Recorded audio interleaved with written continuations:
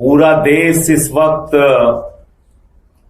Gas के संकट के कारण लाइनों में खड़ा हुआ है। 7,000, 8,000, 10,000 तक गैस सिलेंडर ब्लैक में बिक रहे हैं। पूरे देश में ऐसी तस्वीरें सामने आ रही हैं जहां बड़ी संख्या में होटल बंद हुए हैं। दिल्ली हाई कोर्ट की कैंटीन बंद हुई है। कई हॉस्टल्स की कैंटीन बंद हुई है और जो तमाम जरूरतों के लिए सिलेंडर का इस्तेमाल हो रहा था उसको पूरी तरीके से बंद और ठप करने का काम किया गया है। आप बार बार सरकार के प्रवक्ताओं को सुन रहे हैं, उनके तरफ से सिर्फ एक बात कही जाती है, देश में कोई संकट नहीं है, कोई गैस की किल्लत नहीं है। यह तो सिर्फ विपक्ष वालों का आरोप है, कोई किल्लत नहीं है। तो मैं आदरणीय प्रधानमंत्री मोदी जी से पूछना चाहता हूं कि इस धूप में देश की जनता क्या बेवकूफ है वो जो लाइनों में खड़ी हुई है? वो महिला जो अपने बच्चों का खाना कैसे पकाएगी कहते कहते रोने बिलखने लगती है, चीखने लगती है, वो जानबूझ के सब कर रहे हैं। आपके गृह राज्य गुजरात के अंदर मोरवी में सैकड़ों फैक्ट्रियां बंद हो गई, वो खुशी खुशी उन्होंने बंद कर दिया। जो मुंबई में, चेन्नई में, मैंगलोर में जो होटल्स कोलकाता में बंद हुए वो अपने आप उन्होंने ताला लगा दिया खुशी खुशी। ये किस प्रकार की दलील है? एक तो देश में संकट है और दूसरी तरफ सरकार के द्वारा लोगों का मजाक उड़ाया जा रहा है। उस संकट का कोई नोटिस ही नहीं लिया जा रहा है। कहा जा रहा है कोई संकट नहीं, कुछ नहीं। और कल देश की संसद में भारत की सरकार ने 57,000 करोड़ रुपए इकोनॉमिक स्टेबलाइजेशन फंड के रूप में स्वीकृत कराया। 57,000 करोड़ रुपए, लगभग 2,81,000 करोड़ रुपए का एक्स्ट्रा बजट स्वीकृत कराया भारत सरकार ने, सदन में मोदी जी की सरकार ने।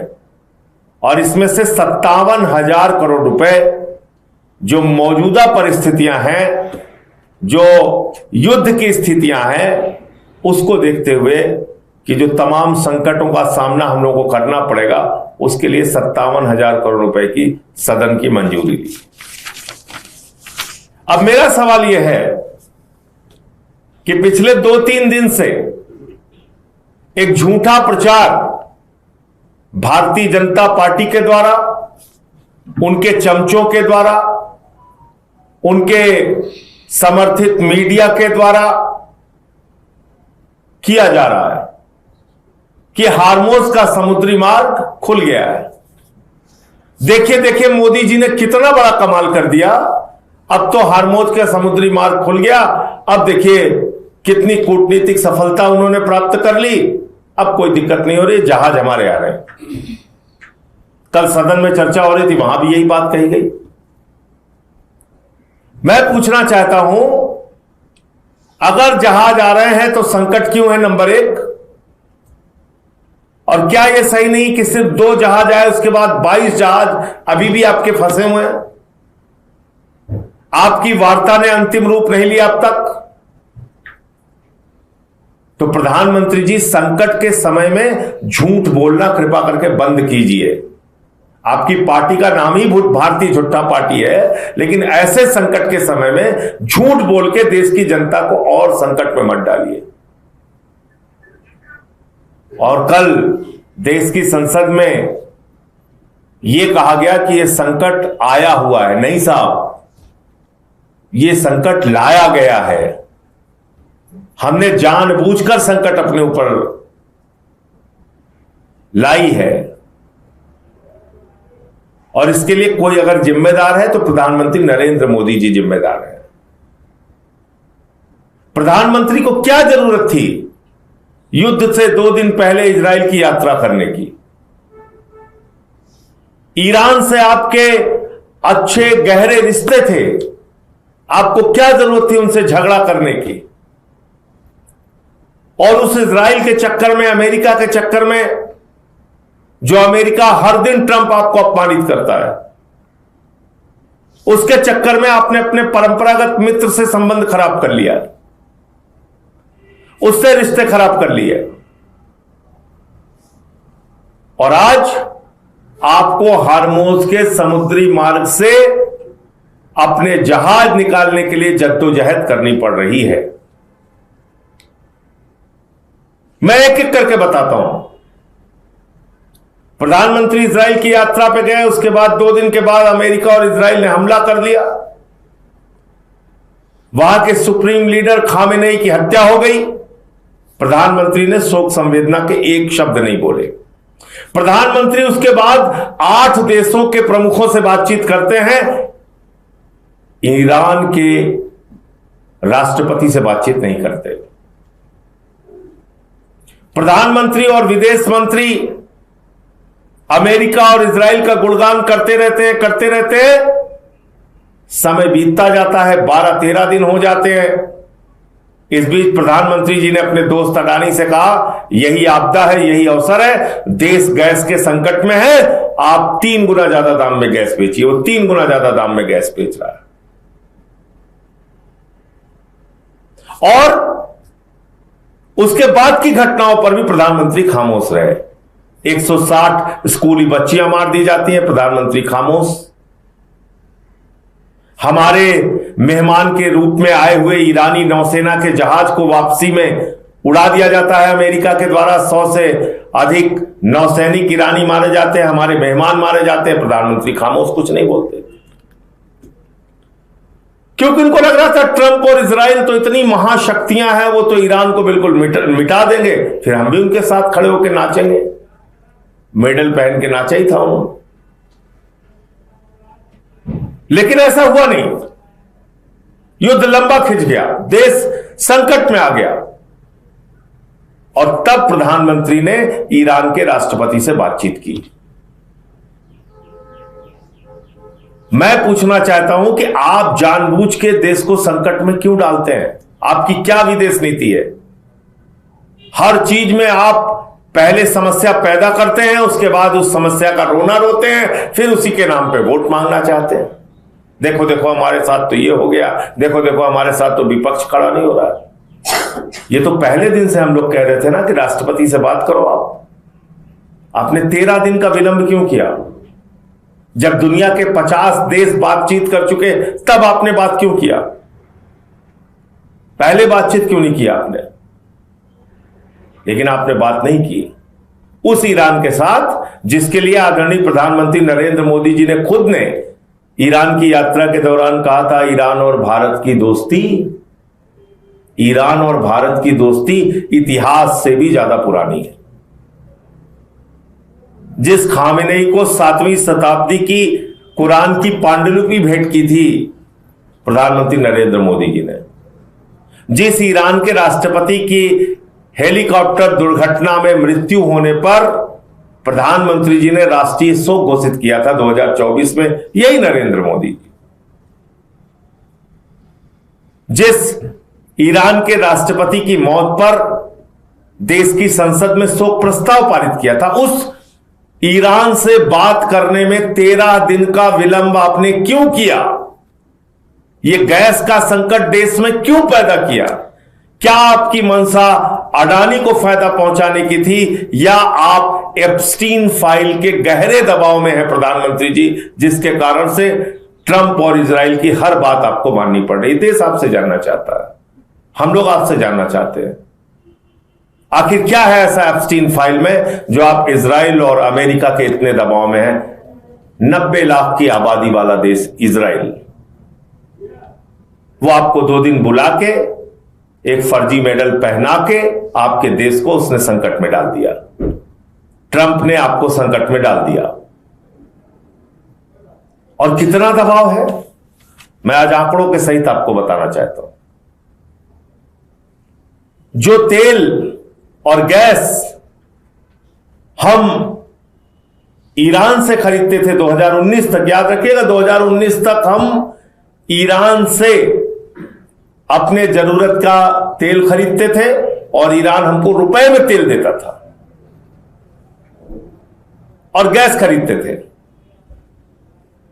तो जो हमारे आसपास के देश हैं उन देशों से भारत तेल और गैस खरीदता था, तो ईरान से जो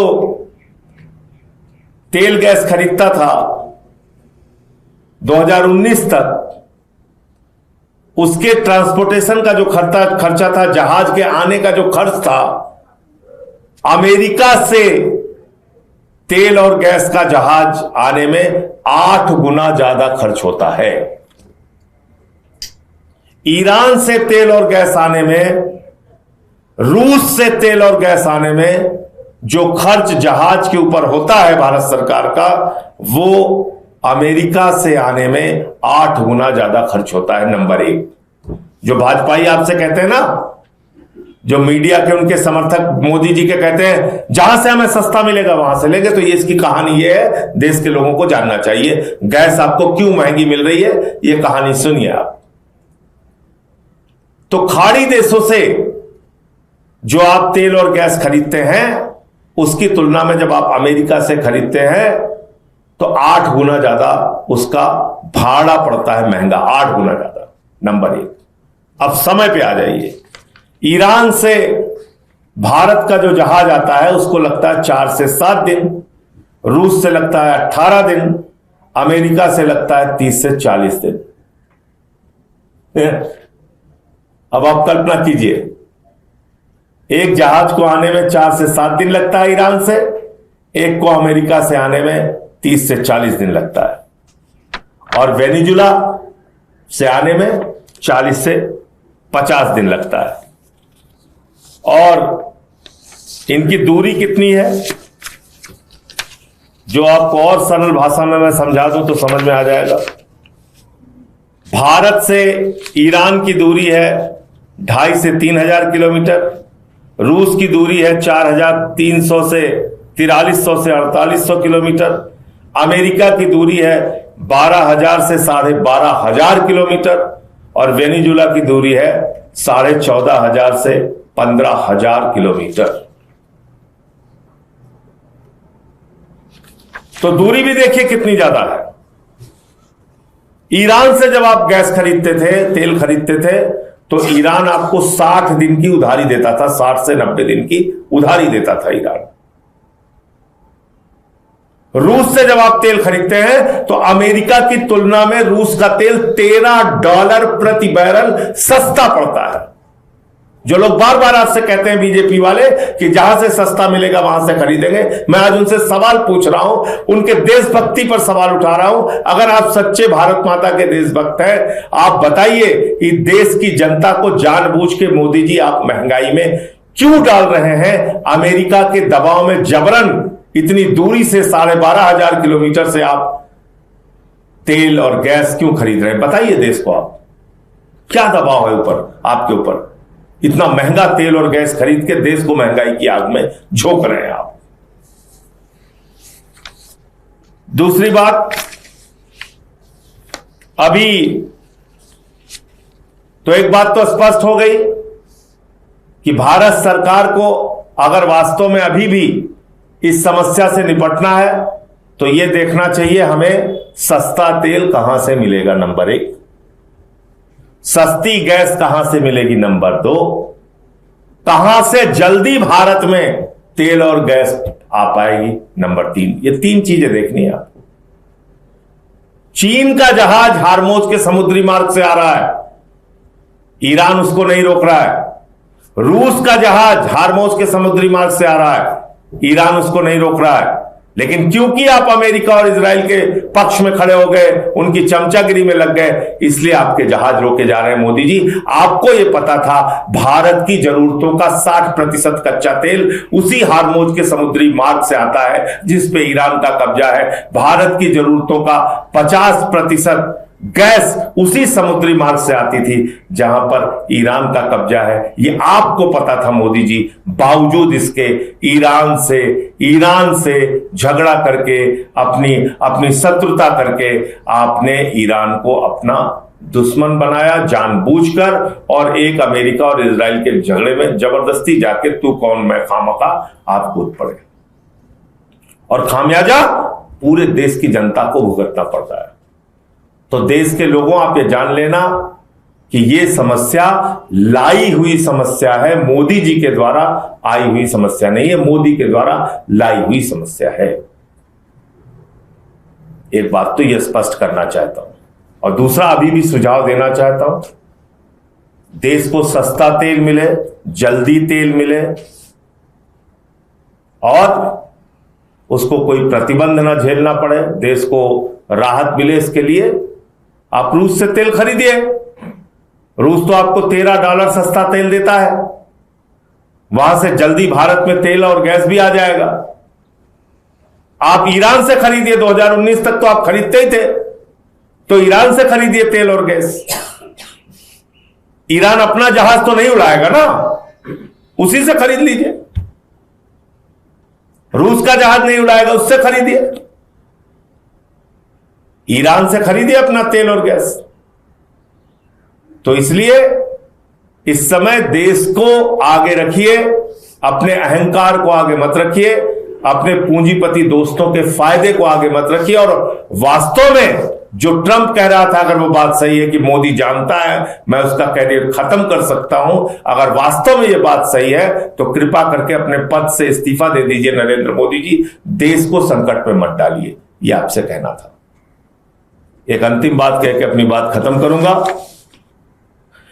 कल अमेरिका ने एक काम और कहा,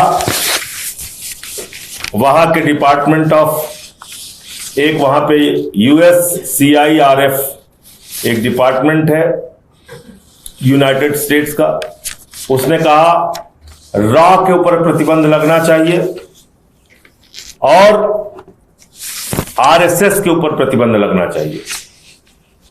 तो अब हमारे विदेश मंत्रालय ने जाग के कहा कि नहीं, ये सब मोटिवेटेड जानकारी है, उनको ये सब मोटिवेटेड बयान है उनके, जो कुछ भी रॉ के बारे में और RSS के बारे में कहा जा रहा है, ये विदेश मंत्रालय का बयान आया है। लेकिन ये भी इस बात का संकेत है कि भले ही एक तरफा दोस्ती के गुणगान मोदी जी आप कर रहे हैं, ट्रंप आपको कुछ समझता नहीं, अमेरिका आपको कुछ समझता नहीं, फर्जी विश्वगुरु बन के आप घूम रहे हैं, लेकिन वो एक के बाद एक आपके ऊपर प्रतिबंधों से और तमाम तरीके की महंगाई का बोझ डाल के आपको, आपकी अर्थव्यवस्था को तोड़ने का काम कर रहा है। अभी यही जो हालात है, इससे निपटने के बारे में सोचिए। और ये झूठ फैलाना बीजेपी के द्वारा कि समुद्री मार्ग खुल गया है, ऐसे झूठ फैला के देश की जनता का मजाक मत उड़ाइए और देश को और संकट में डालने का काम मत कीजिए।